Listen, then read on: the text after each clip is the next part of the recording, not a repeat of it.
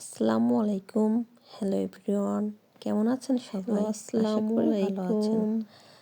আজকে আমি রান্না করব দেশি হাঁসের মাংস। প্রথমে আমি মশলাটা কষিয়ে নিয়েছি অফ ক্যামেরায়।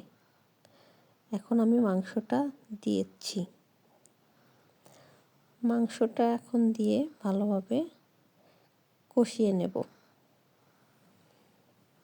কষিয়ে নিয়ে এর ভিতরে দিব আস্ত নারকেল ফালি করে নিয়েছিলাম আগেই, সেটা এখন দিয়ে দিব। এরপর নারকেলের দুধ করে নিয়েছিলাম অল্প করে, সেটাও দিয়ে দেব। তারপর খানিকক্ষণ এটা কষিয়ে নেব। আমি কখনো ভালোভাবে রান্না করিনি, চেষ্টা করছি, দেখি কেমন হয়।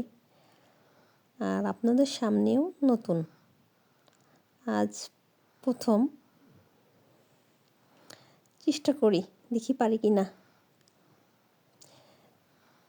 আপনাদের সাথে গল্প করতে করতে মাংসটা আমার অর্ধেকটা কষানো হয়ে গেছে।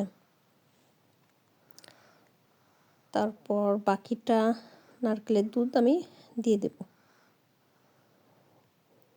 দিয়ে ঝোলের পানিটাও দিয়ে দিব।